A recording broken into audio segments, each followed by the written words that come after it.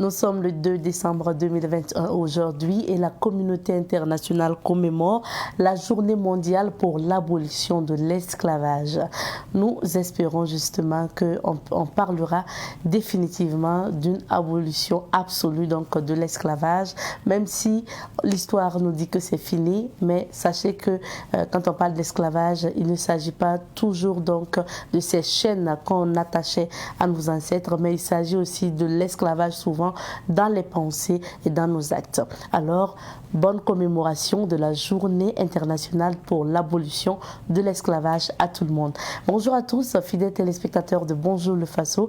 C'est toujours un plaisir pour nous de vous retrouver pour une nouvelle émission de l'aventure Bonjour le Faso. Rappelons que pour la revue de presse d'aujourd'hui, nous serons avec Adèle Semporé qui va partager des informations avec nous.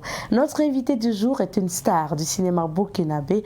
Récemment, vous l'avez vu dans Les Trois Lascars de Boubacar Diallo, un film qui était en compétition officielle pour les Talons d'Or de Nyenenga.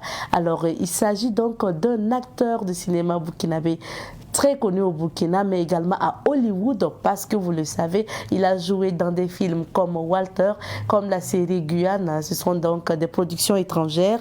Il s'agit notamment de Issaka Sawadogo, artiste, comédien, acteur, danseur, metteur en scène. Nous allons le recevoir sur ce plateau pour parler de son actualité et parler aussi bien sûr de ce film qui est en salle, Les Trois Lascars. Nous recevrons également des annonceurs sur ce plateau pour parler notamment du festival Bayirdare avec l'association jeunesse Teltaba de l'Atodé. Installez-vous confortablement, nous partons tout de suite et maintenant à la découverte de la colline mariale de Yagma.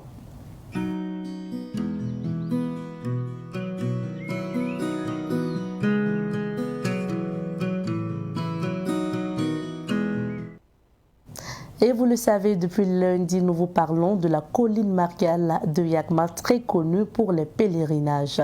Aujourd'hui, nous vous proposons d'écouter le récapitulatif des deux témoignages que nous vous avons proposés notamment. Il s'agit du témoignage de l'ancien recteur donc, de Yagma, notamment Monsieur Guigma. Également, nous vous proposons d'écouter ensuite le témoignage de Monsieur Ouedrago, qui est sacristain à l'église Saint-Pierre de Gouin. Il nous parle donc des pèlerinages au niveau de Yagma. Suivons le témoignage. Le sanctuaire Notre-Dame de Yagma tire ses origines des années 1967. La découverte du site a eu lieu en fait le 2 avril 1967 et le premier pèlerinage a eu lieu ici le 31 mars 1968. Nous avons déjà célébré le cinquantenaire du premier pèlerinage en 2018 et nous avons procédé à l'intronisation de Notre-Dame de Yagma à l'Assomption passée, l'Assomption 2019. Et cette année, nous célébrons en fait le 25e pèlerinage de l'Assomption au sanctuaire Notre-Dame de Yagma. Conformément à l'histoire d'ensemble de ce sanctuaire, ce sont les laïcs qui ont eu le besoin de se trouver un lieu de pèlerinage en son début. Parlant des pionniers, rappelons que c'est toujours le besoin des laïcs de soit avoir un lieu de pèlerinage qui serait accessible à tous, qui avait conduit à la découverte de ce lieu-là, le 15 août 1996. Et depuis cette date, il y a toujours eu une célébration pour les pèlerins ici à l'Assomption. Ça a été une habitude qui a été prise depuis le 15 août 1996. Et depuis, eh bien, les fidèles se retrouvent ici pour célébrer l'action de grâce de la fin de l'année scolaire l'année académique et la fin de l'année pastorale, et aussi saisir l'occasion pour dire à la Vierge Marie leur affection filiale après les fêtes pascales, puisque vous aurez constaté que c'est la plus grande fête mariale après Pâques. Et à travers cette célébration, Marie se présente à nous comme la transparence de la gloire du ressuscité. Ce qui est une occasion heureuse cette année, parce que vous aurez constaté que à cause de la pandémie, nous n'avons pas eu l'occasion de célébrer en grande assemblée la résurrection de notre Maître et Seigneur Jésus-Christ. Cette Assomption a un cachet particulier car elle permet à tous les fidèles pèlerins de se retrouver au pied de Notre-Dame de Yagma pour louer, magnifier avec elle le ressuscité, dont elle-même est un témoin particulier à son Assomption, son élévation en corps et en âme au ciel. Un pèlerinage, c'est aller à la rencontre de celui que vous pensez qu'il est proche de Dieu, puisque nous ne pouvons pas voir Dieu, mais nous avons ceux qui sont proches de lui, avec lesquels nous pouvons nous approcher de lui, nous pouvons lui parler, nous pouvons lui demander des grâces. Et Yagma est un centre marial, donc dédié à Marie. Or, Marie, c'est la médiatrice de toutes les grâces. C'est par elle que tout le monde, y compris les autres qui ne sont pas de confession catholique, reçoivent les grâces. Le sanctuaire de Yagma représente donc pour tous les fidèles, en principe, le lien entre Dieu et l'humain, puisque Marie est une personne humaine comme nous, sauf que Dieu l'a élevée au-dessus de tout le monde. Le pèlerinage éveille la foi. Vous êtes attiré par Dieu, et c'est cette personne qui peut vous approcher de Dieu là, c'est Marie. Donc, le pèlerinage vous donne la foi, vous éveille la foi, et vous fait que vous engagez davantage dans la chrétienté. Donc, ça augmente la foi. Dieu, il est humble, il est humble, il est humble, il est humble, il est humble. Dieu, si vous priez dans le trou, sur l'arbre, n'importe où, si vous priez avec conviction, avec le cœur, avec foi, Dieu exaucera vos prières. Vous allez à Yagma, c'est très bien. Si vous restez chez vous, parce que vous n'avez pas les moyens d'aller à Yagma, vous pouvez vous prier, Dieu vous exaucera. Ça, il n'y a pas... Mais dire que je ne vais pas à Yagma parce que là, ça ne va pas. Quand l'Église décide de quelque chose, il faut suivre l'Église. L'Église sait ce qu'elle fait, donc il faut suivre. Maintenant, si on n'a pas les moyens, si on n'a pas les moyens physiques, moraux, économiques, etc., on reste chez soi et il n'y a pas de problème pour recevoir les grâces. C'est au-delà de tout atteindre, au-delà de nos imaginations. Et regarde pas, voilà, c'est moi, c'est l'autre. Non, non, non. Il nous a tous fait comme ça. Vous avez une grosse tête. Dieu vous aime comme ça. C'est l'autre qui dit, ah, vous avez une grosse tête, ça c'est son problème. Dieu vous aime avec votre grosse tête. Donc, Dieu vous aime, c'est lui qui vous a fait comme ça. Il vous aime comme ça. C'est nous qui disons que, ah, regardez-moi ce type-là, regardez, qu'est-ce que ça veut dire ça? C'est toi qui l'as fait. Où est ton problème? L'homme, le noir, le moira aime ce qui vient de l'extérieur. Dieu est partout. S'il vous a guéri à Yamoussoukro, il peut vous guérir à Yagma. Donc, je ne dis pas de ne pas aller à Yamoussoukro, de ne pas aller à Lourdes, de ne pas aller à Lisieux, mais il nous manque la foi. Nous pensons que Dieu est là-bas. Tu dois savoir que Dieu est partout. Même dans le sable, là, Dieu est partout. Mais nous n'avons pas de foi. Donc, nous prenons Yagma comme... Mais il y a des miracles qui se réalisent à Yagma qui ne se réalisent pas de l'autre côté. Donc, Dieu fait ce qu'il veut partout. Que ce soit chez nous, à Yagma, ou ailleurs, dans les pays européens, etc. Dieu est là. Qu'ils viennent massivement pour que nous soyons de cœur et d'âme avec notre Mère pour louer le Seigneur ressuscité qui veut que nous soyons comme Marie au ciel. Merci d'avoir écouté ces témoignages. Je rappelle que vous avez écouté les témoignages de Abbé Narcisse Guigma, ancien recteur du sanctuaire Notre-Dame de Yagma. Également le témoignage de M. Ouedraogo qui est sacristain à l'église Saint-Pierre de Goungué.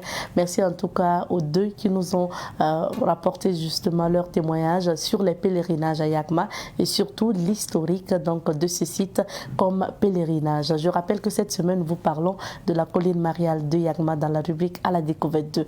Maintenant, vous le savez, chaque jour, nous vous permettons de vous informer à travers l'actualité nationale et internationale et c'est bien sûr à travers la revue de presse.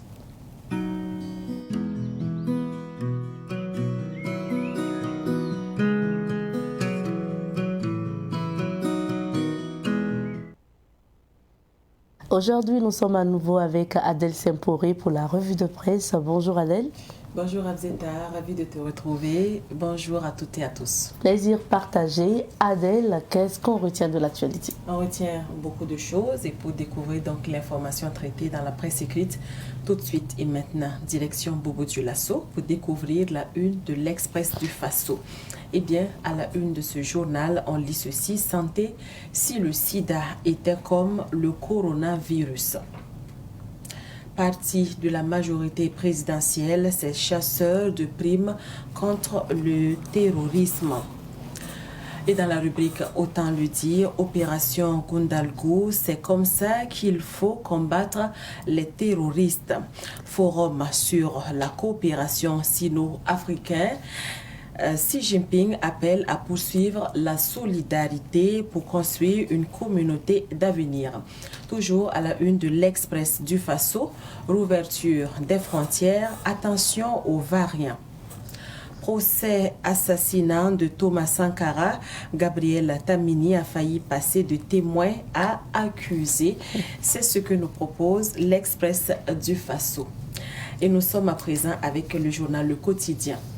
À la une de journal Le Quotidien, Bishop Claver Yameogo, président du mouvement pour le rassemblement patriotique. Il y a des personnes qui veulent le fauteuil du président et veulent se servir de Inata et de tous nos fils tombés pour revenir aux affaires.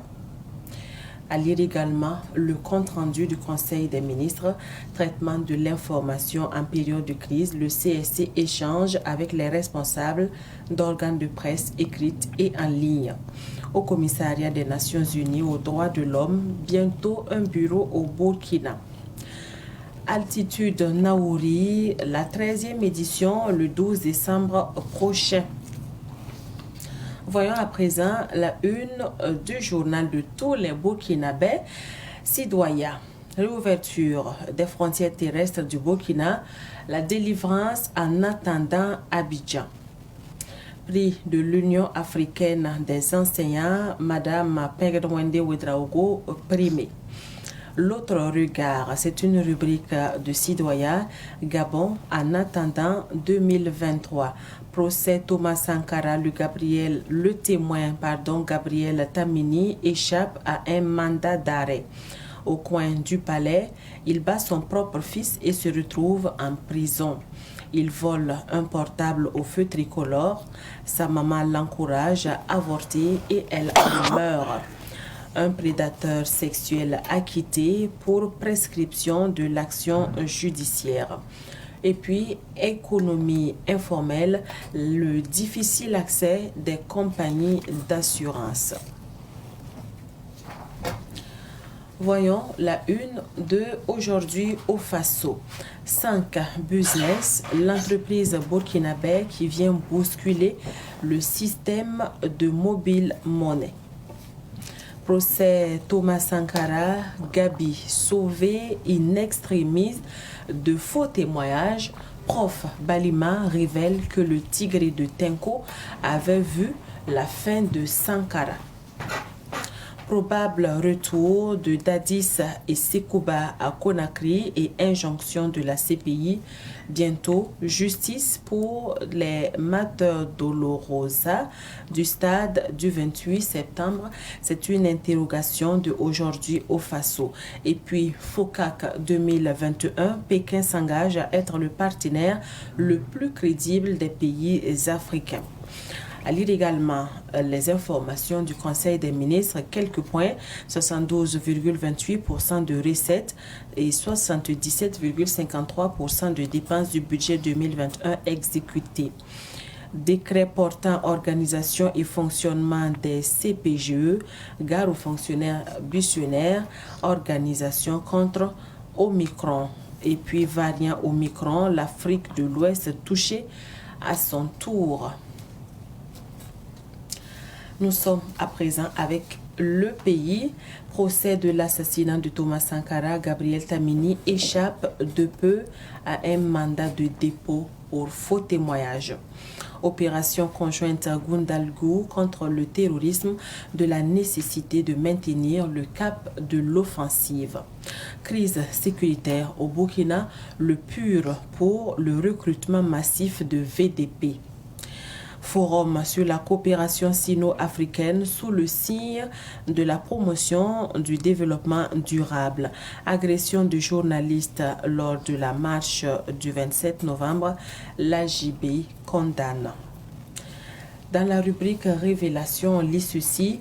Réserve administrative à Ouaga, le comité technique remet en cause une circulaire ministérielle conjointe. Et puis, fête nationale, la cérémonie de décoration à Kossiam reportée s'inédit. Actu Foot, c'est une rubrique du journal Le Pays. FIFA, Coupe arabe, l'Algérie sans pitié avec le Soudan. Voyons à présent les titres à la une de l'Observateur Palga. Procès Thomas Sankara, le témoin Gabriel Tamini a 2 doigts d'être arrêté. Commune de Bouroum, des VDP neutralisent 24 terroristes. Littérature, c'est dans la rubrique Projecteur. Pourquoi papa de Niteteza. Coronavirus dans la rubrique Regard au secours. Omicron est au Nigeria. Conseil des ministres à lire également dans l'Observateur Palga de ce jeudi. Lutte contre les inégalités hommes-femmes. La team Europe s'arme avec la stratégie genre. C'est la lettre du Faso qui nous accueille à présent. C'est un hebdomadaire burkinabé. Appel à la démission du président du Faso, les leçons à tirer. Situation nationale, la survie du pouvoir sur l'autel de la connexion mobile.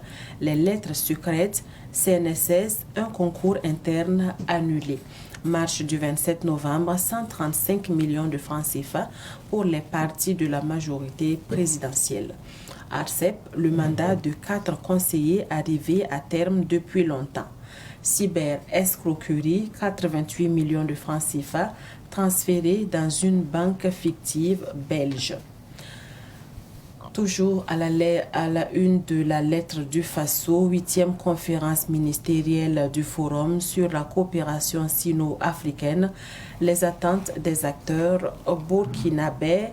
C'est ce que nous proposent les journaux ce jeudi. Abzitanikem. Merci bien. Retour sur quelques sujets d'actualité. Pour commencer, nous débutons avec le procès Thomas Sankara. Un témoin sauvé de justesse à ce procès. Oui, il faut dire que l'audience d'hier était mouvementée avec à la barre le témoin Gabriel Tamini, qui était appelé donc pour relater ce qu'il sait de l'assassinat de Thomas Sankara et ses 12 compagnons. Mais disons que, et puis comme le rapportent également les journaux, et puis comme vous l'avez également écouté sur nos ondes, Gabriel Tamini a failli être inculpé parce que les avocats de la partie civile et de la défense ont demandé à ce qu'on l'arrête immédiatement pour faux témoignage. Qu'est-ce qui s'est passé? Selon les faits que lui, il a racontés, il a pris connaissance de l'assassinat de Thomas Sankara comme tous les autres. Et après les événements, c'est Salif Diallo qui est venu chez lui quand il était dans une cour commune. Et il était, comme les autres également, apeuré par la situation. Et dès qu'il a vu que c'était Salif Diallo, bien, il a eu une certaine assurance parce qu'il connaissait Salif Diallo. Et quand il est arrivé en véhicule, Salif Diallo l'a embarqué et il a dit que c'était Blaise Compaoré qui l'envoyait le chercher. Et quand ils sont allés, il dit qu'il a accompagné les militaires à la radio nationale pour la lecture du communiqué du Front populaire et que Salif Diallo lui aurait dit dans le véhicule que Yacine Kafando l'avait informé que le coup était déjà soldé et qu'il appartenait maintenant à Blaise Compaoré de prendre ses responsabilités. Mais au fur et à mesure qu'il donnait son témoignage, les avocats ont pu remarquer que lui-même avait participé à la rédaction d'un certain nombre de communiqués que le Front populaire avait diffusés. Et pour les avocats, pour un journaliste qui vient comme ça de nulle part et qui se met à lire les communiqués des gens qui ont préparé un coup d'État, ça veut dire qu'il était soit de près, soit de loin mêlé au coup donc, du 15 octobre 87, ce qu'il a nié.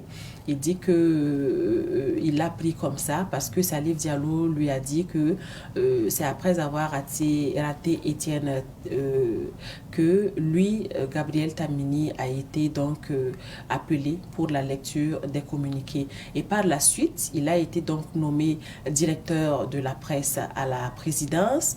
Après, il est devenu conseiller à la présidence jusqu'à 1992. C'est suspect selon les avocats qui ont remarqué aussi que pendant son témoignage, il était un peu évasif par moments, il n'était pas concordant. Et maître Guy Hervé Cam qui demande, mais il fait un petit récapitulatif pour dire que selon les faits qu'il relate, ça veut dire qu'il était bien évidemment dans le coup.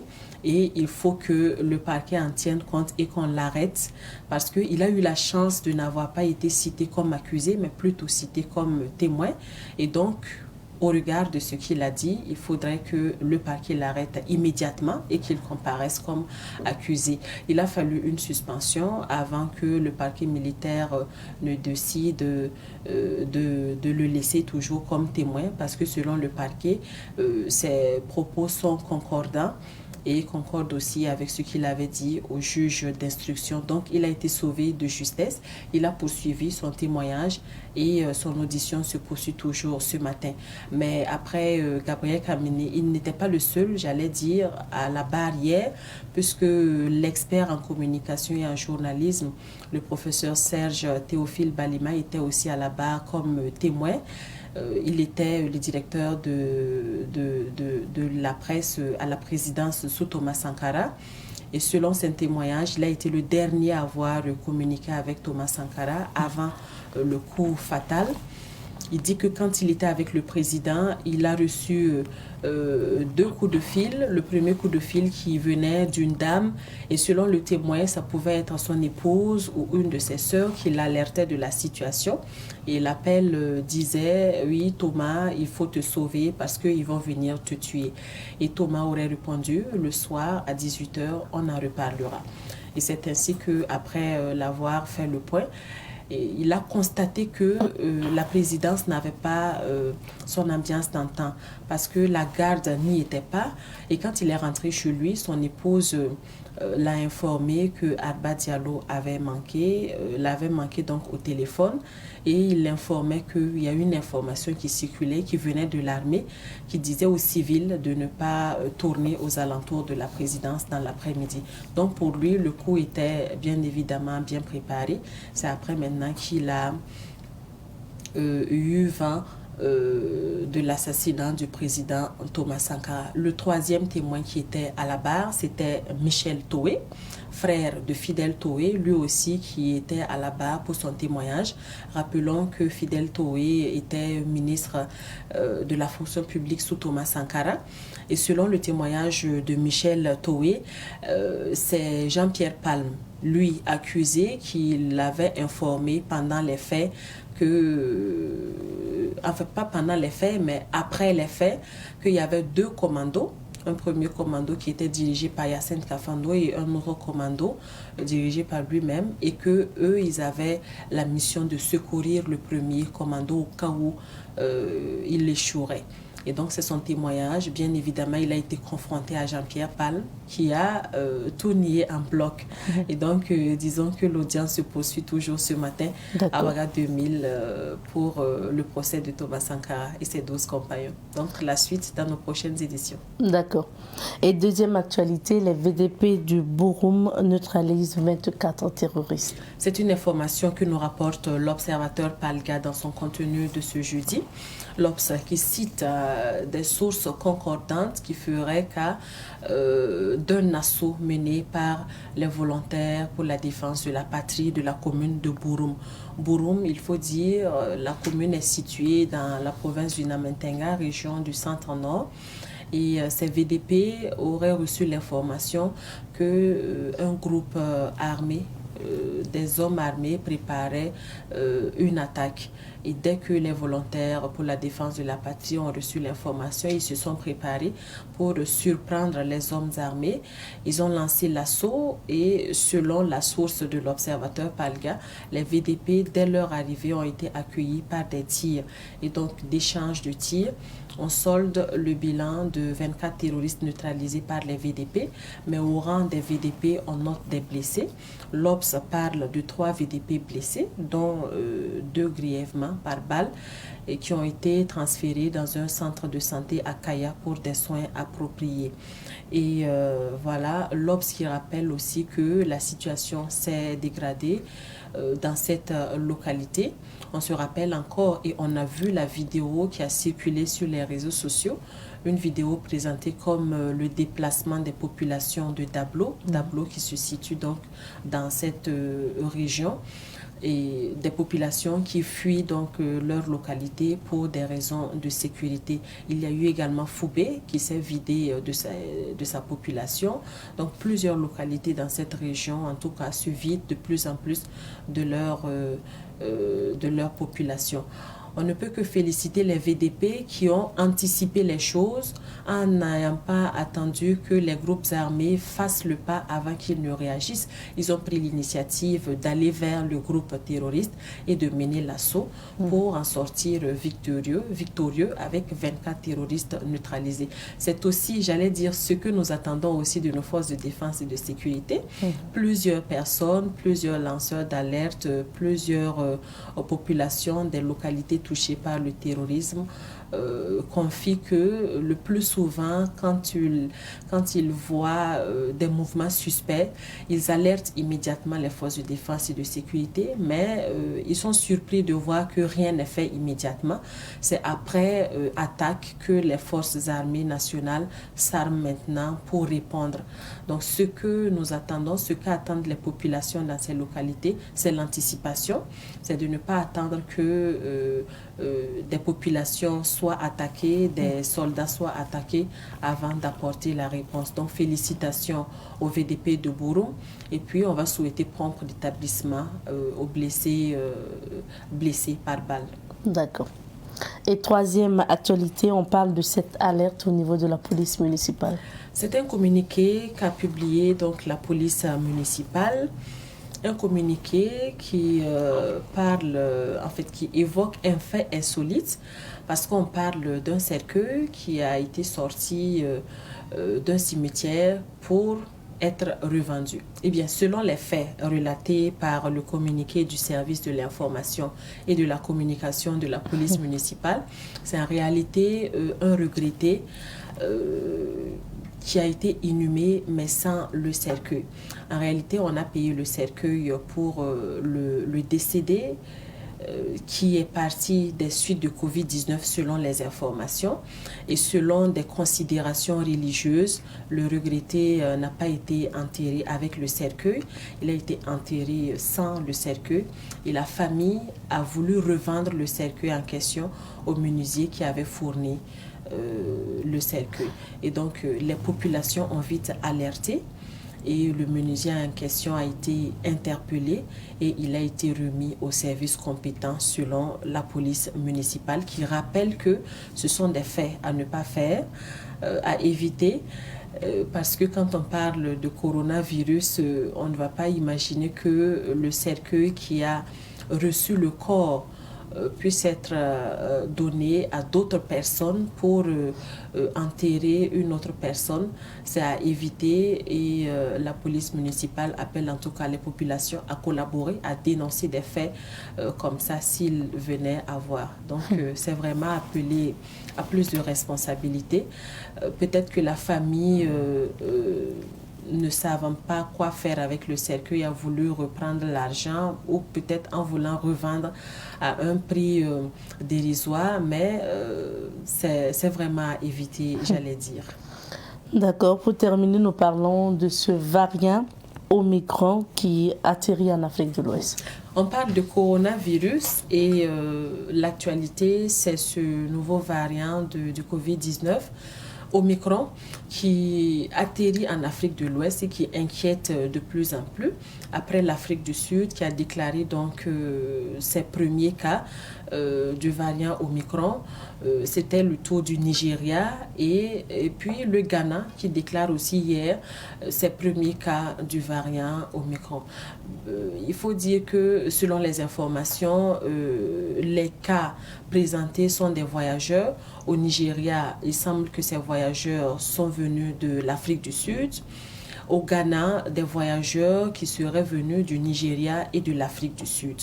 Mais le fait insolite, c'est qu'au Nigeria, on déclare le variant Omicron alors que le président sud-africain Cyril Ramaphosa est à Abuja pour une tournée en Afrique de l'Ouest. Et on imagine qu'il y a des cas contacts déjà avec le déplacement du président sud-africain, puisque les premiers cas ont été révélés chez lui, en Afrique du Sud, et il se déplace au Nigeria. Le Nigeria qui déclare aussi ses premiers cas. Bon, le président est toujours en tournée. Ça fait peur, en fait. Ça fait peur, en tout cas. Le Burkina est voisin au Ghana. Et ce variant-là arrive aussi dans un contexte de réouverture des frontières. La réouverture des frontières au Burkina qui est effective depuis hier 1er décembre. Donc, on imagine que le Burkina aussi n'est pas épargné. Mais hier, on risque de refuser ce président-là dans certains pays. Est-ce qu'on risque de le refuser? Bon, c'est la grande question. Mais au Burkina, en tout cas, il semble que des dispositions sont prises pour maîtriser la situation. Le ministre de la Santé a fait une communication orale en conseil des ministres hier. Il dit que ces équipes sont mobilisées et un dispositif sanitaire est mis en place pour en tout cas répondre aux urgences sanitaires. Donc c'est vraiment appelé au respect des mesures barrières, appelé au respect des mesures édictées, des mesures sanitaires édictées pour en tout cas faire barrière à ce variant Omicron.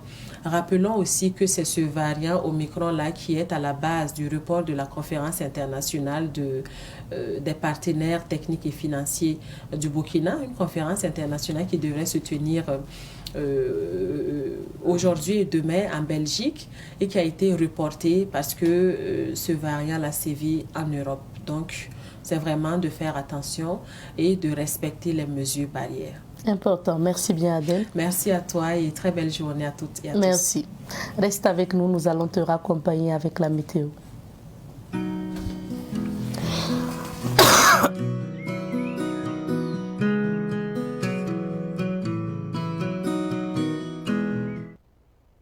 La société IP+ vous offre la météo des affaires.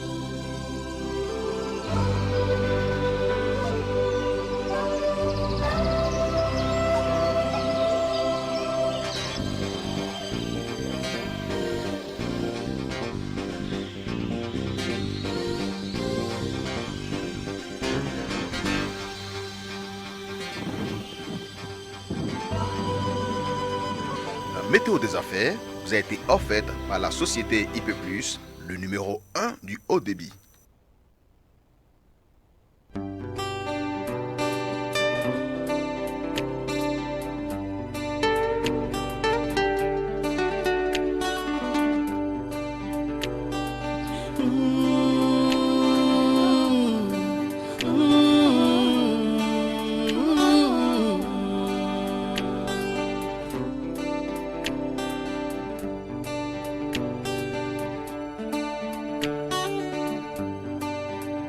Taram surgo moi, datun tasia moi, di moroni kelere. Taram surgo moi, datun tasia moi, di moroni kelere.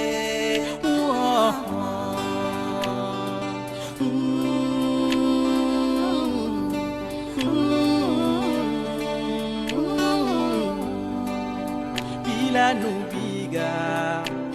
Sabardoa, talebraroa, bila yibio, bisi, talebrapawa, ils ignoraient les conséquences de leurs actes.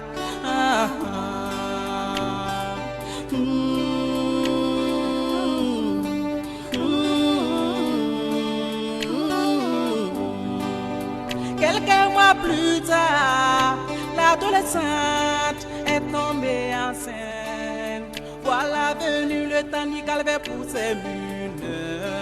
Il se pose la question sans réponse. Comment devenir un père à 15 ans et une mère à 12 ans? C'est difficile de prendre la charge de cet enfant qu'on n'attendait pas.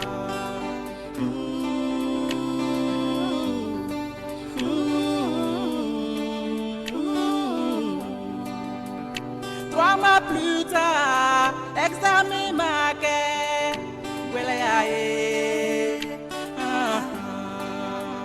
7 mois plus tard, consultation marquée, Welayaye. Lo bana, Welayaye.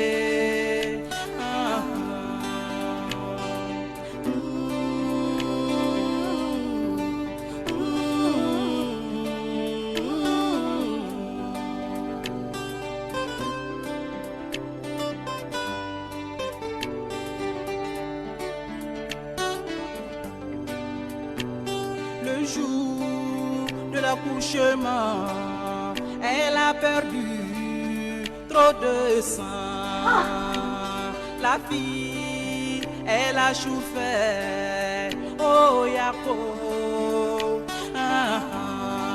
c'est cette souffrance que la fille, elle a rendue là. Laissant son bébé qui ne verra jamais sa maman.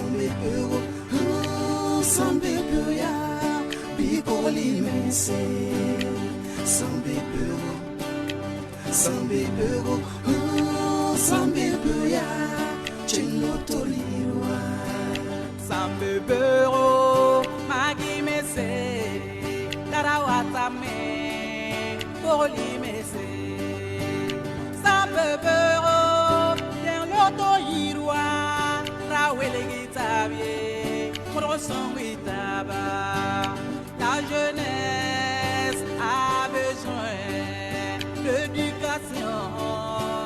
Oh, les filles ont besoin de soutien.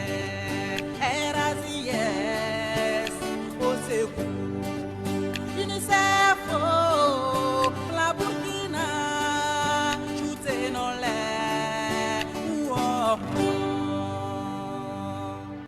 Oh, les filles ont besoin de soutien. RACS au secours. UNICEF, oh, la Burkina, shooter dans l'air. Oh,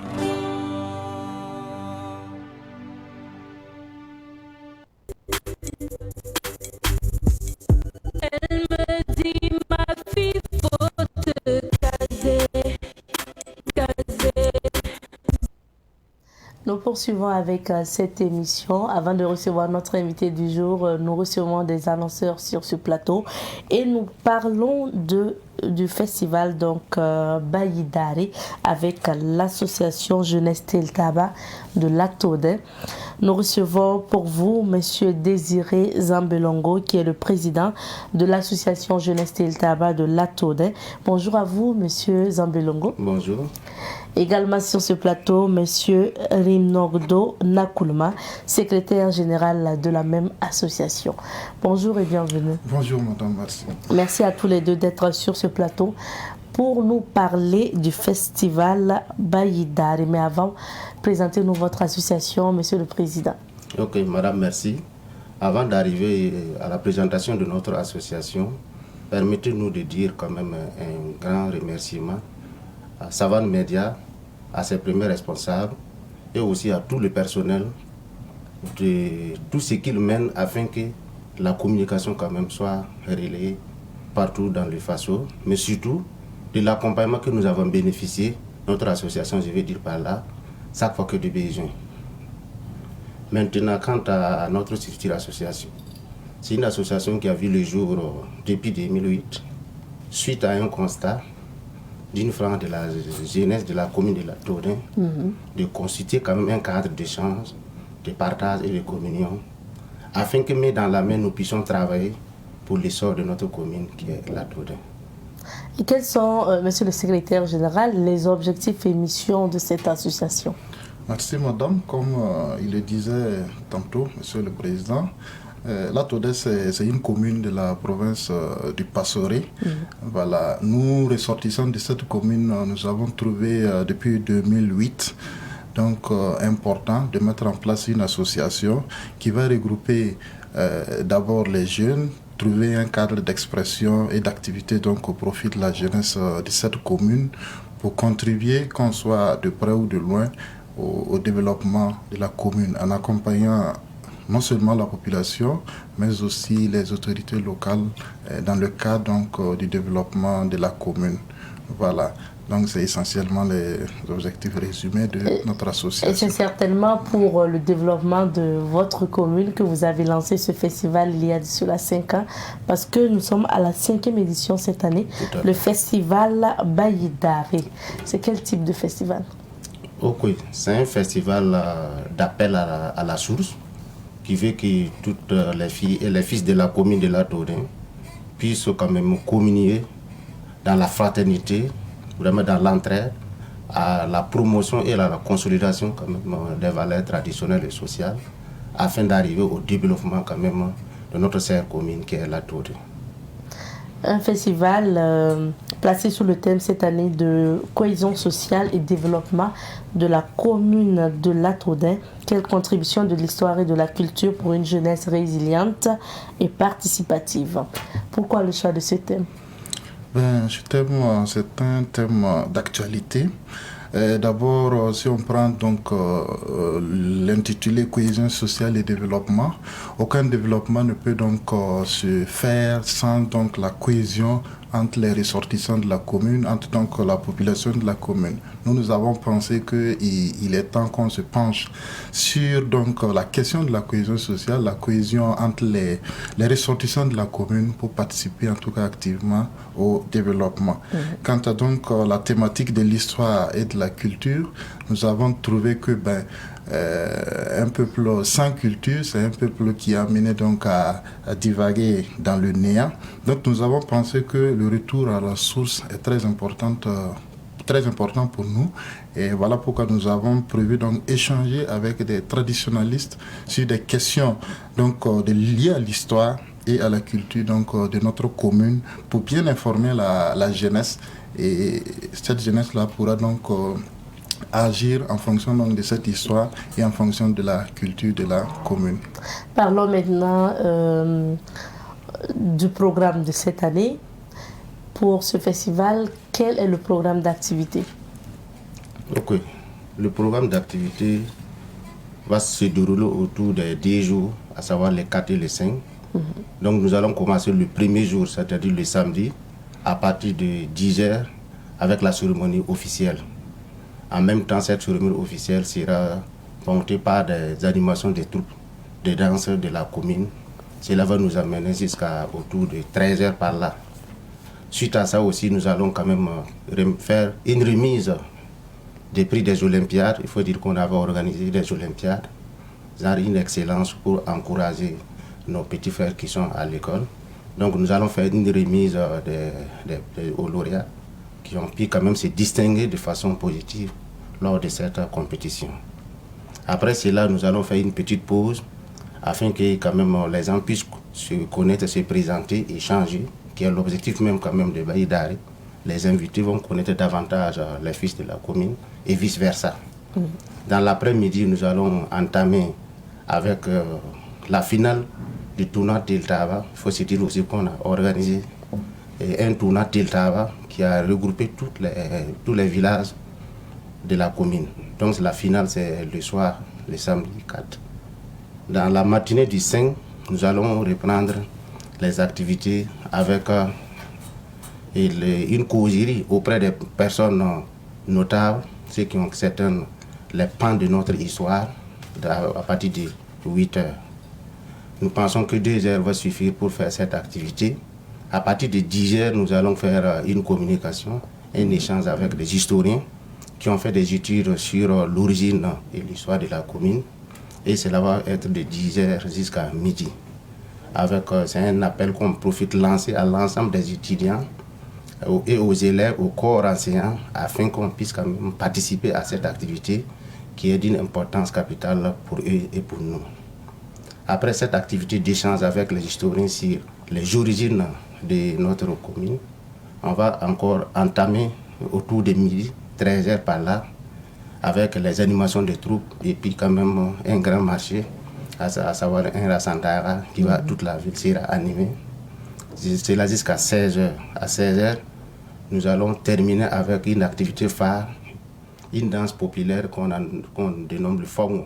Le Fongo. Qui est jadis santé et dansé du moins lors des grandes cérémonies de réjouissance pour terminer les festins, les activités en apothéose. Voilà. Le Fongo, c'est une danse particulière de la localité? Tout à fait, c'est une danse particulière qui se danse généralement lors des grandes réjouissances et c'est là aussi, c'est vers la fin. C'est pour vraiment terminer en apothéose tout ce qu'on a animé durant une période donnée et le clou, c'est avec le Fongo. D'accord. Donc une activité sur 2 jours, un festival sur 2 jours. Est-ce que vous voulez ajouter quelque chose concernant le programme? Ou le président a tout dit? Donc, le président a décrit donc, tout le chronogramme que l'on a tracé. Donc en tout cas, c'est l'ensemble de l'essentiel des activités qui ont été retracées. Voilà. 5e édition. Est-ce que il y a eu une innovation cette année? Les innovations, il faut dire que ça fait la 5e édition. Dès la première édition, nous avons axé donc, nos activités de ce festival ou de cette activité sur les prestations des troupes traditionnelles pour donc faire voir aussi la culture au niveau local de la Todin. Voilà. Mais cette année particulièrement, nous avons introduit donc des innovations, comme le président l'a dit tout à l'heure. Nous avons introduit les Olympiades donc pour amener donc la jeunesse à venir en tout cas participer utilement à notre activité, et tout s'est bien passé. On a eu des lauréats qu'on doit primer dès samedi matin. Voilà. L'autre volet, c'est le tournoi Tiltava que l'on a essayé donc d'introduire pour permettre donc à la jeunesse de communier avec toute la population. Voilà. 3e innovation, c'est la question donc de l'histoire. Aller à la source, savoir d'où nous venons, donc pour pouvoir savoir donc où nous voulons aller en parlant donc de l'histoire et de la culture proprement dite donc de la commune de Latodin. Est-ce que pour les activités qui sont prévues, notamment, vous avez parlé notamment de prestations artistiques, des artistes invités, est-ce que vous êtes focalisé seulement sur les troupes de votre localité ou bien quelque part vous avez joué aussi des artistes modernes? Oui, dans ce sens, nous, en tout cas, nous aussi, on est entouré par d'autres communes, d'autres villages. On a souvent pensé donc à inviter des artistes hors donc de la commune. Et surtout, nous, on avait une activité aussi à la fin, le dernier jour, qui est donc un concert où on invite un artiste de renom qui doit donc venir nous égayer pour la fin, sous forme de concert. Voilà, donc cette année, on a pris attache avec Adama Gauche de Waïguia, Tenga, qui doit donc venir pour l'apothéose. Voilà. Est-ce que pour cet événement, vous avez eu l'accompagnement des autorités, notamment de Latodin ou d'autres autorités, Monsieur le Président? Ok, effectivement, on allait en venir. Et puis, chaque fois que nous organisons, on a chaque fois eu quand même l'accompagnement des structures locales, surtout les autorités locales, à savoir la mairie et puis les autres structures administratives.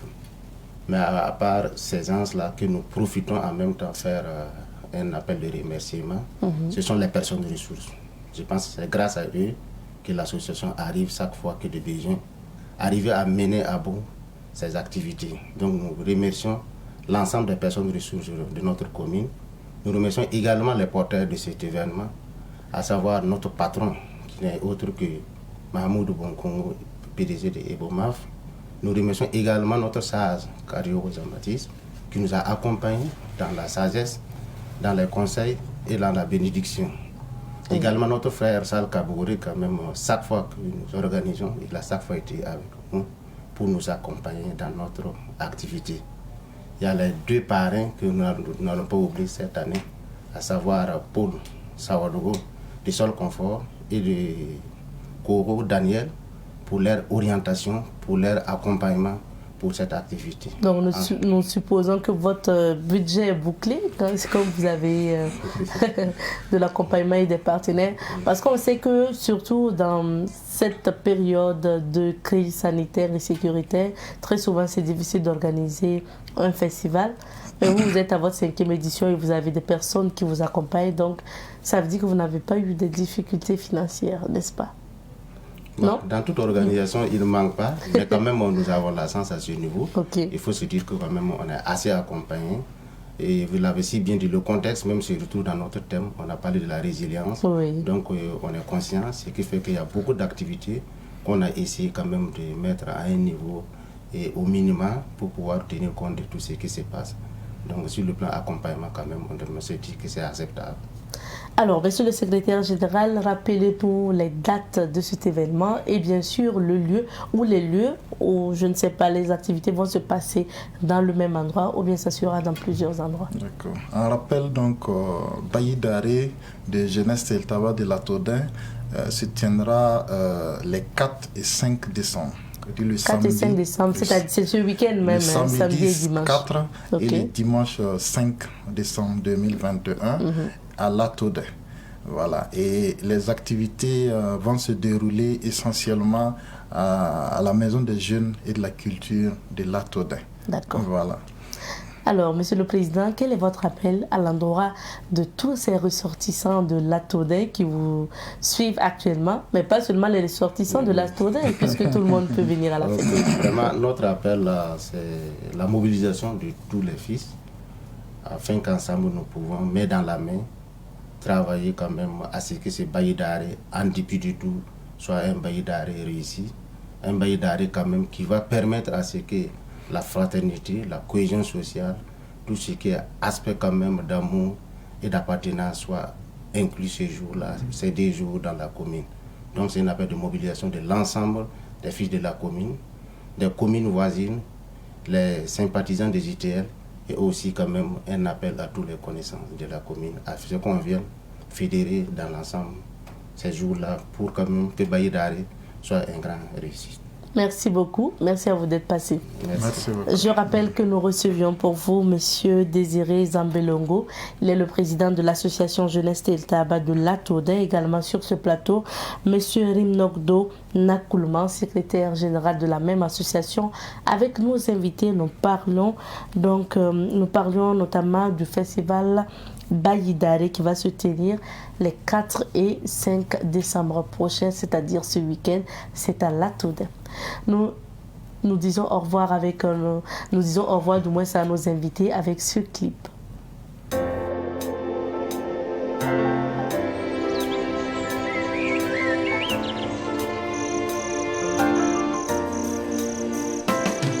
C'est vraiment triste, ces guerres n'en point finir. Tous ces innocents qui meurent sans la moindre justice.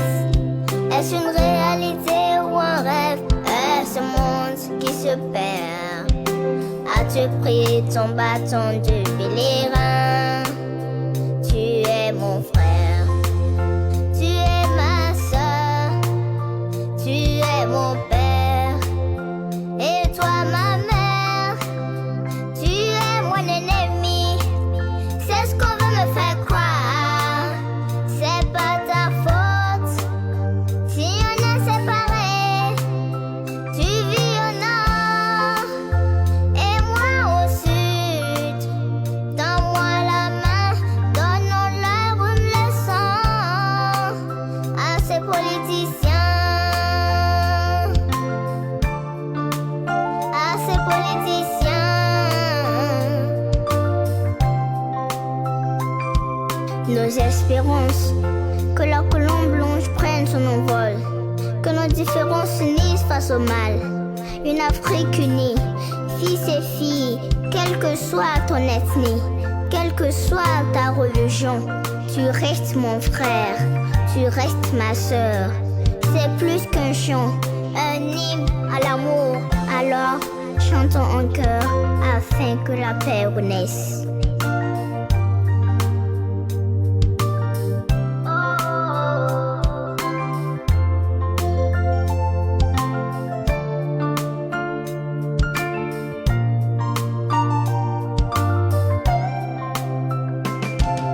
C'est loin d'être fini, que Dieu nous donne longue vie pour combattre le mal et voir grandir les enfants.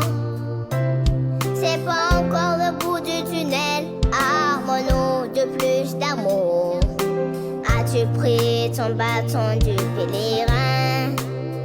Tu es mon frère, tu es mon frère, tu es ma soeur, tu es ma soeur, tu es chrétien. Tu es mon ennemi, c'est ce qu'on veut me faire croire. C'est pas ta faute, si on est séparés. Tu vis au nord et moi au sud. Donne-moi la main, donnons-leur une leçon à ces politiciens, à ces politiciens.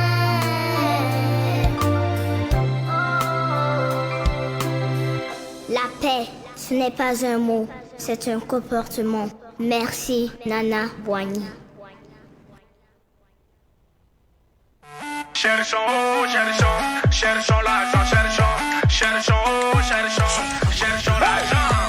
Cherchons, cherchons, cherchons l'argent, cherchons, cherchons, cherchons, cherchons l'argent.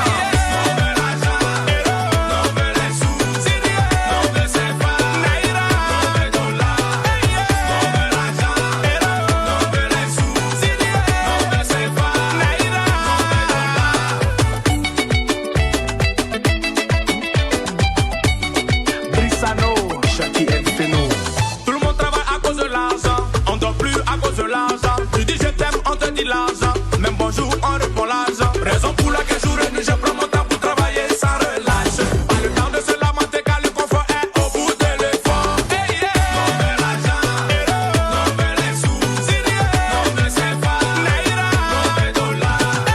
Non mais l'argent, non mais les sous, non mais c'est pas, non mais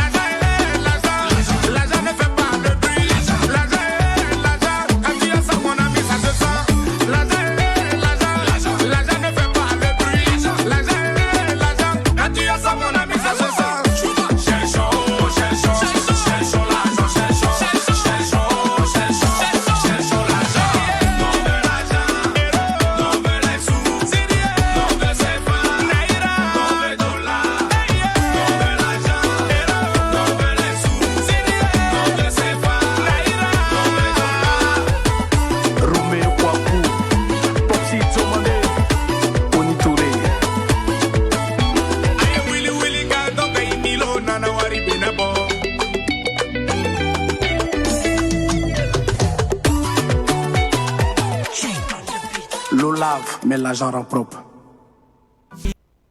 Il est là, notre invité du jour, l'immense acteur burkinabé Isaka Sawadgo. Et notre invité de ce jour, nous le retrouvons juste après ça.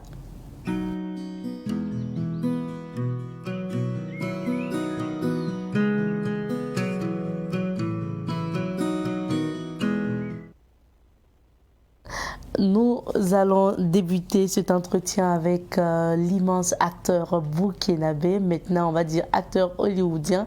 En tout cas, Isaka Sawadgo, artiste, comédien, acteur de cinéma, metteur en scène, danseur, assez de casquettes en tout cas dans l'art. Il est notre invité de ce jour et aujourd'hui, vous le savez, il est en tête d'affiche donc pour le film de Boubacar Diallo, Les Trois Lascars. Nous en parlerons. Bonjour à vous et bienvenue Isaka Sawadgo. Bonjour. C'est un plaisir en tout cas pour nous de vous recevoir sur notre plateau. Et c'est un plaisir pour moi aussi d'être reçu par vous. Merci. Et je le dis tout de suite, moi je suis une fan déjà, donc c'est vraiment un plaisir. Alors, Isaka Sawadgo, vous êtes né à Ouagadougou, au Burkina Faso, et en classe de terminale, vous décidez de laisser tomber les études pour le théâtre d'abord. Oui. Parce que c'est un métier qui vous passionnait. Oui, absolument. On se demande d'où est partie justement cette envie-là d'aller vers l'art, surtout le théâtre et ensuite le cinéma. L'envie est partie du fait que j'étais un peu frustré par les événements de la vie, les péripéties de la vie.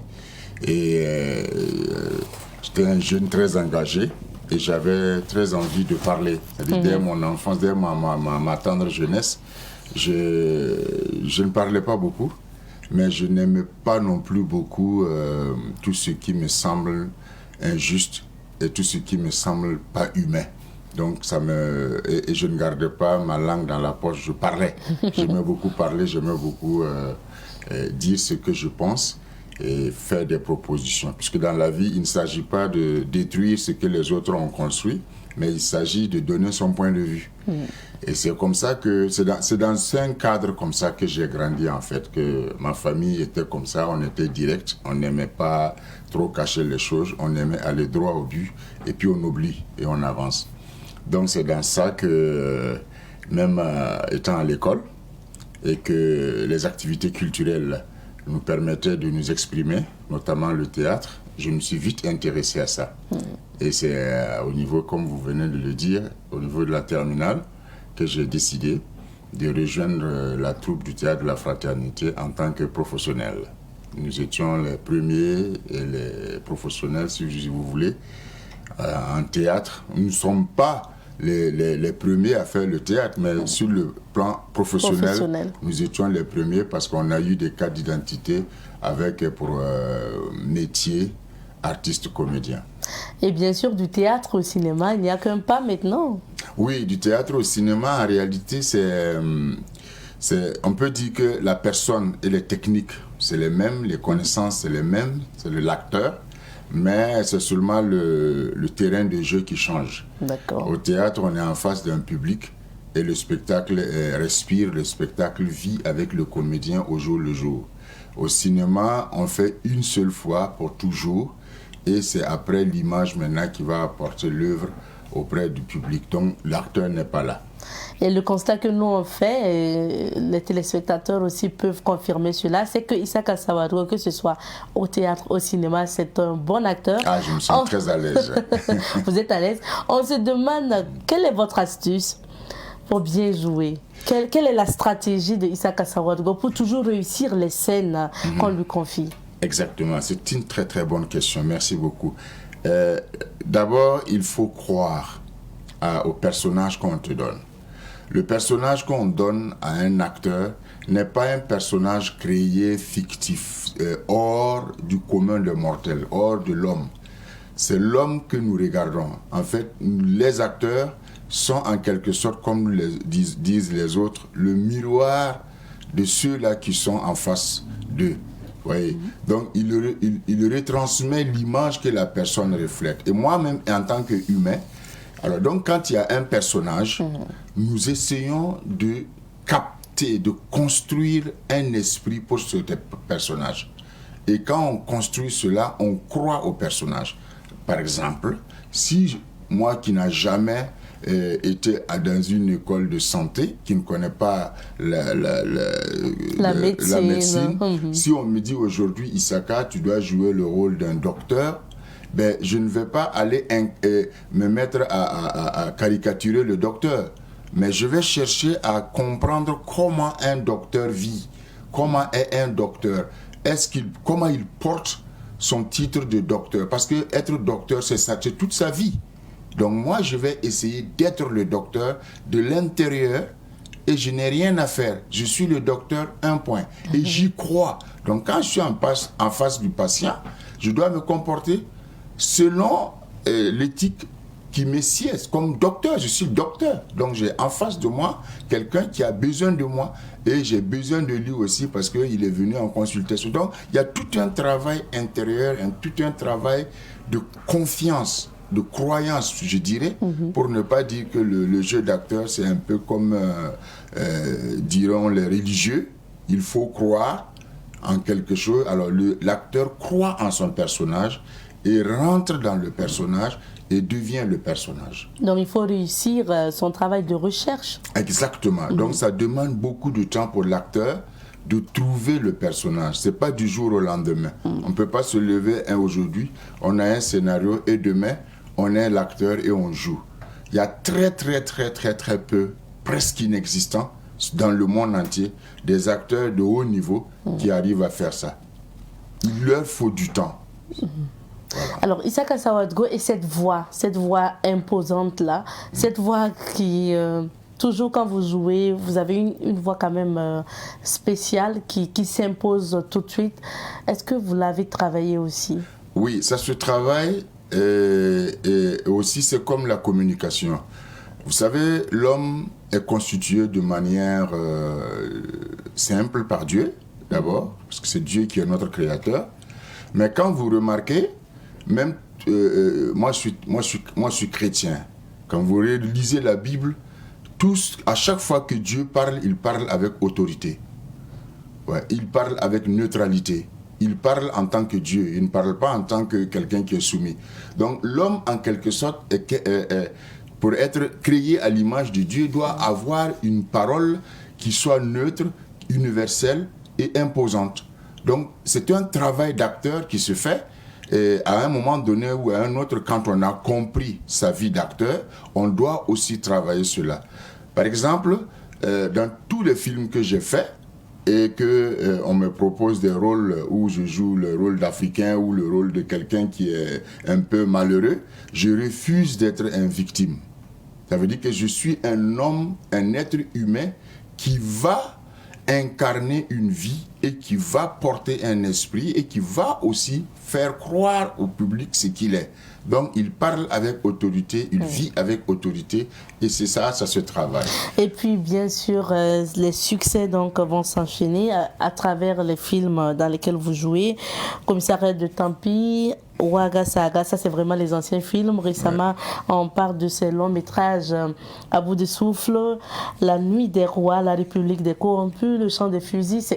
C'est tellement de films, hein, on ne pourra pas citer tout, mais quand même on peut dire qu'aujourd'hui, pas de repos pour Isaka. Vous êtes sollicité. Moi, je parle d'abord du plan national. Ensuite, on va parler de l'international parce que Isaka Sawadgo, c'est vraiment la star burkinabé aussi qui évolue à Hollywood. Merci. Alors, pour le Burkina, déjà, on va dire qu'il n'y a pas de repos quand vous êtes là. Non, il n'y a pas de repos. Tantôt, je suis sollicité pour un tournage, tantôt pour lire et corriger des scénarios, tantôt pour donner des conseils aux jeunes réalisateurs ou aux comédiens, ou tantôt même pour jouer. On me demande de jouer. Et puis, il y en a qui veulent se faire former. Donc, comme j'ai initié aussi la formation pour les gens qui aiment le métier, ou partage d'expérience avec les professionnels. Donc, en plein temps et en permanence, il y a le boulot. Et puis aussi, personnellement, avec mon épouse, on a ouvert une école maternelle et primaire où on a environ entre 150 et 200 élèves qui aussi occupe une partie de notre vie. Quand je ne suis pas en train de faire un travail dans le domaine du cinéma, je suis dans l'enseignement, j'essaie de communiquer aux tout petits ce que c'est que le métier du cinéma. Et vous vivez entre le Burkina et la Norvège? Oui, je vis entre le Burkina et la Norvège. Ou bien plus souvent. Plus en Norvège que vous? Oui, je dirais plus en Europe. La Norvège, c'est vraiment le pied-à-terre, c'est la famille en Norvège, puisque voilà, étant resté là-bas très longtemps, je me suis fait une famille là-bas, donc c'est devenu en quelque sorte ma deuxième maison après le Burkina Faso, et c'est ma maison européenne. Et chaque fois, je suis beaucoup plus en Europe, parce qu'il y a aussi du travail là-bas, c'est ça qui m'appelle. En dehors de ça, la famille est là, on est au Burkina Faso pour aussi essayer de suivre de près ce que nous avons pu investir ici au pays. Et pour l'univers du cinéma burkinabé, quel est votre regard de ce cinéma burkinabé aujourd'hui? L'univers du cinéma burkinabé est un univers qui promet beaucoup, est un univers qui est beaucoup attendu, et aussi c'est un univers qui regorge énormément de talents et qui ont besoin de s'exprimer. Le seul hic, c'est que au rythme de l'évolution au niveau du Burkina, il faut vraiment créer des infrastructures pour permettre aux comédiens, aux artistes du cinéma et du théâtre de mieux évoluer, d'aller plus vite, mieux qu'aujourd'hui. Parce qu'on crée, on travaille, mais ça va très lentement pour la simple raison que la plateforme n'est pas encore mûre, la plateforme n'est pas encore bien rodée.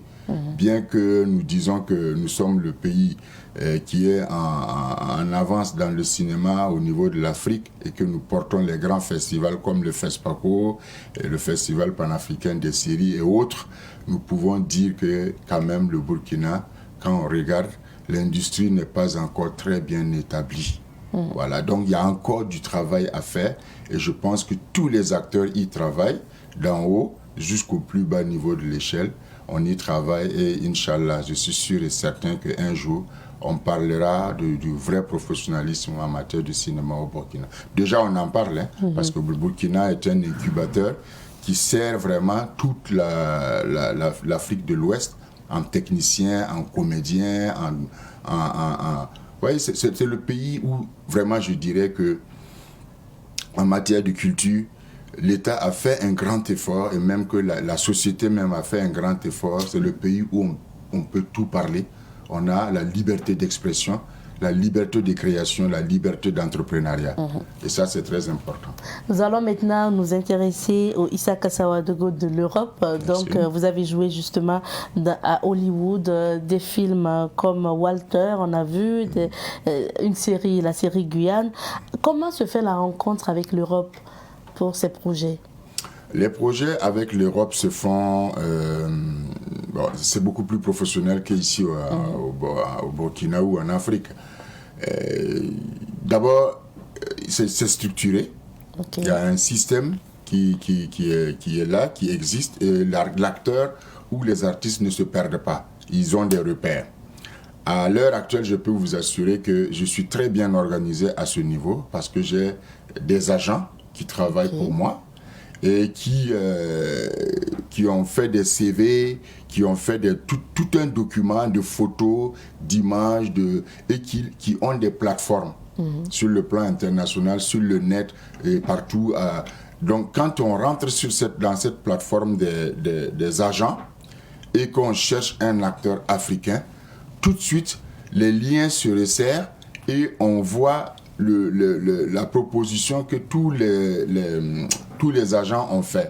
Et maintenant, le réalisateur va aller chercher, il va aller fouiller, il met le profil de l'acteur qu'il veut, et tout de suite, il y a une présélection qui se fait au niveau Internet, et ça propose des acteurs, et encore, on refait encore des spécificités d'acteurs, ça continue encore de chercher, ça te propose des comédiens, et quand tu repères au moins le nombre de comédiens qui ressemblent un peu au profil que tu veux, maintenant tu peux aller chercher les adresses, contacter les agents qui vont contacter les acteurs, et les acteurs vont envoyer ce qu'on appelle des self-tapes, c'est-à-dire ils vont envoyer des jeux ou bien des vidéos, ou si l'agent est bien préparé, l'agent va fournir tout ça.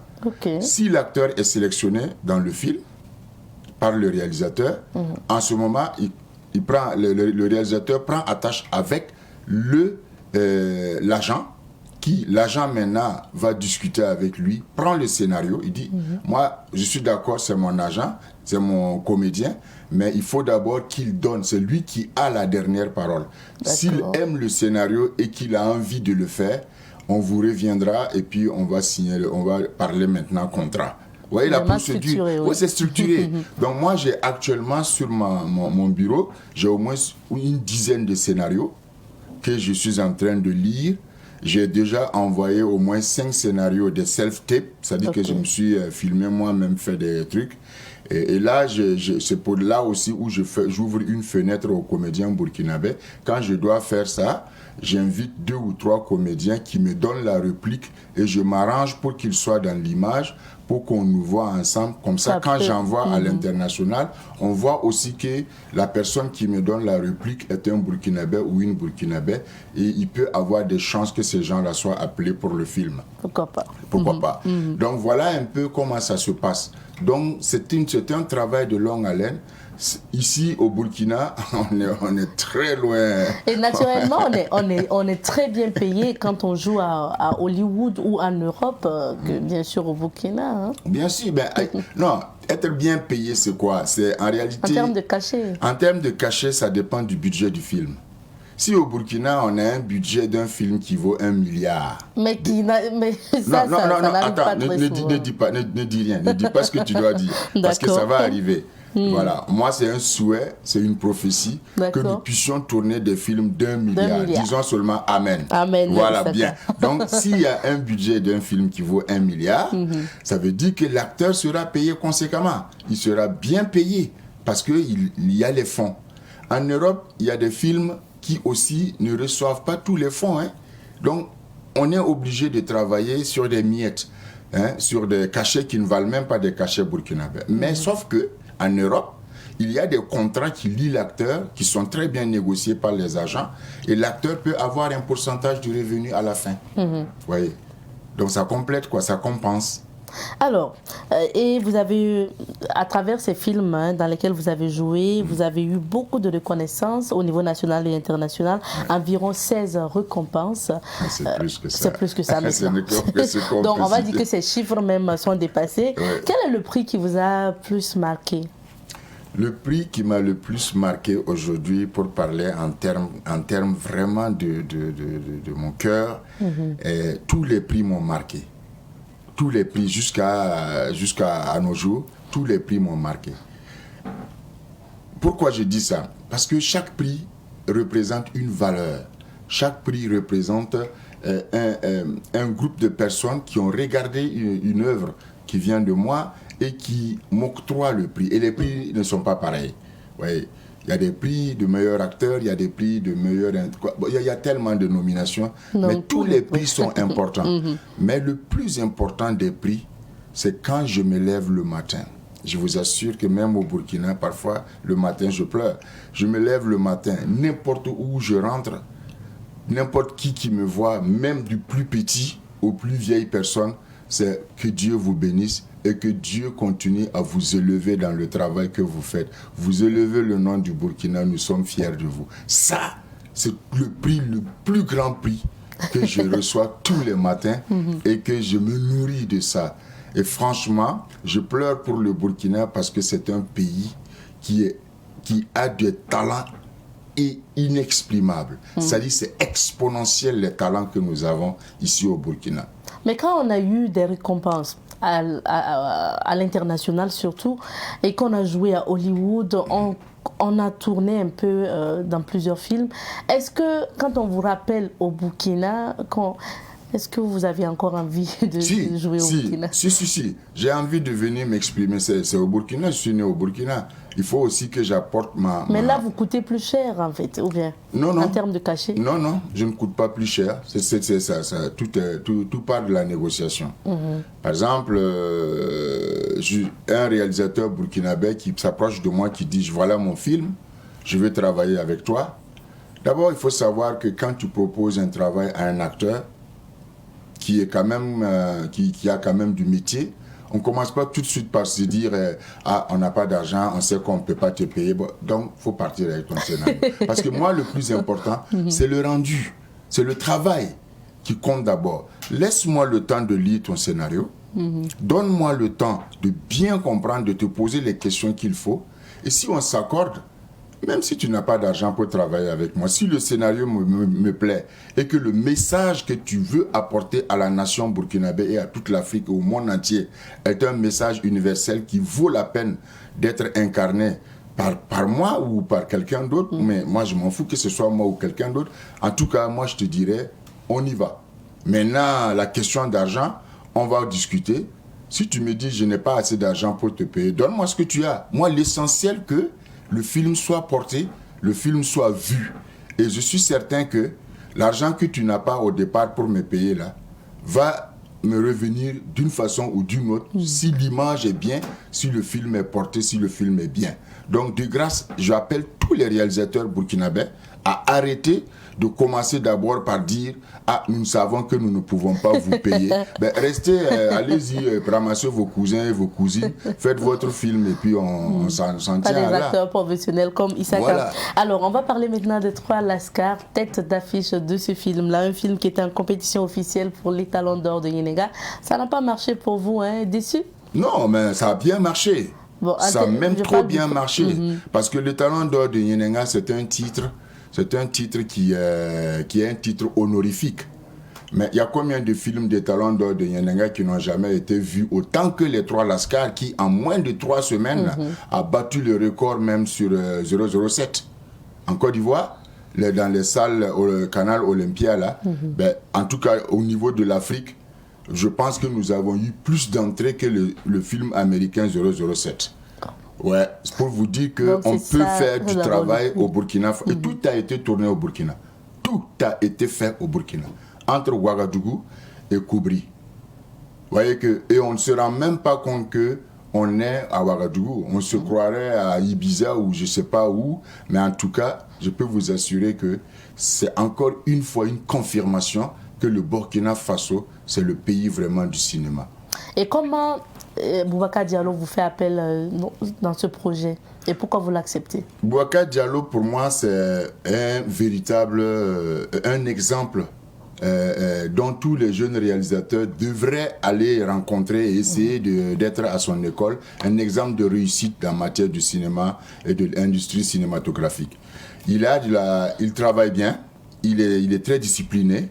Et quand on regarde son parcours en tant que réalisateur, on voit qu'il vient de loin. C'est quelqu'un qui a fait des études. Quand même, tout le monde connaît bien le journal Gigi, ici au Burkina.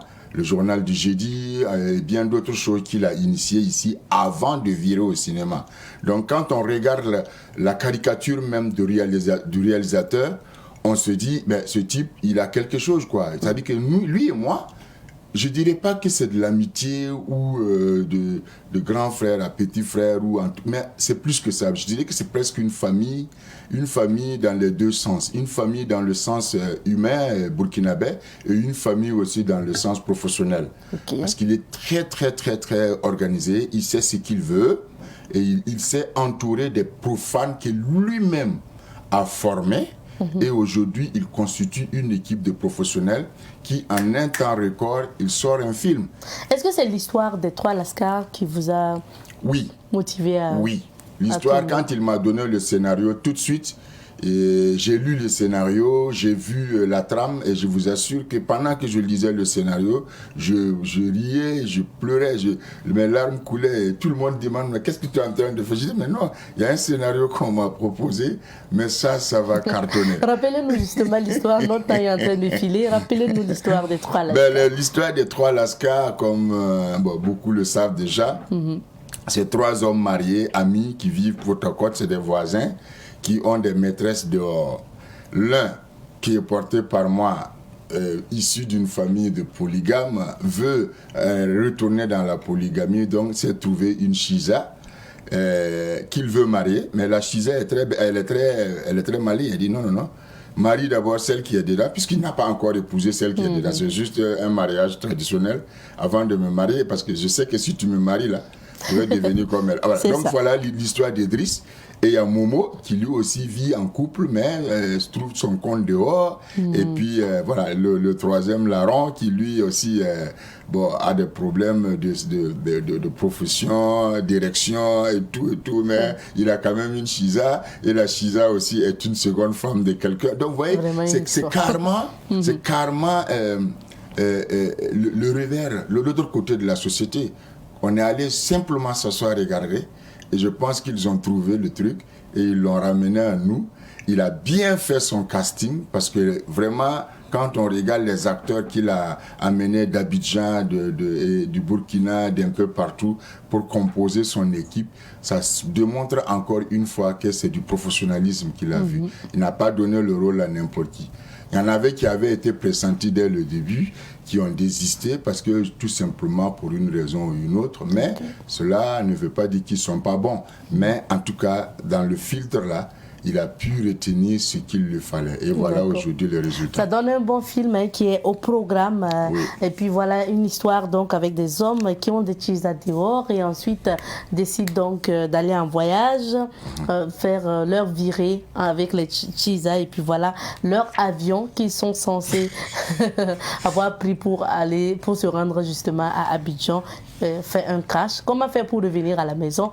C'est l'histoire à découvrir et puis voilà, vous pouvez aller au niveau des salles de ciné. Le film est au programme quand et où? Le film est au programme au ciné Burkina. Et ça, je suis certain, jusqu'à la fin, jusqu'en décembre. D'accord, jusqu'au 5 décembre. Voilà. Donc, comme vous le voyez donc, au niveau de l'affiche. Et il faut rappeler que c'est Kanazou Distribution qui vous propose ce film au ciné Burkina du 25 novembre au 5 décembre. Vous pouvez aller, c'est 1500. Donc, et puis le VIP fait 2000 francs pour voir les 3 Lascar avec Issa Kassawadgo. Notre temps d'entretien est terminé. Donc, on va vous souhaiter encore bonne inspiration. Merci beaucoup. Et puis voilà, continuez de nous faire rêver tout simplement. Merci. Merci d'être passé. Voilà, courage à vous aussi. Merci. Que Dieu vous bénisse. Amina, restez avec nous. Je rappelle que Issa Kassawadgo était notre invité du jour, acteur de cinéma aujourd'hui. Il est à la tête d'affiche donc du film Les 3 Lascar de Boubacar Diallo que vous pouvez voir jusqu'au 5 décembre au ciné Burkina. C'est ici qu'on va s'arrêter pour notre entretien de ce jour. Et c'est ici aussi qu'on va s'arrêter pour l'émission d'aujourd'hui puisque c'est terminé. Pour Bonjour le Faso. Merci à la diffusion pour ces quelques minutes de plus. Rendez-vous demain pour le dernier numéro de la semaine. On se dit que. Au revoir.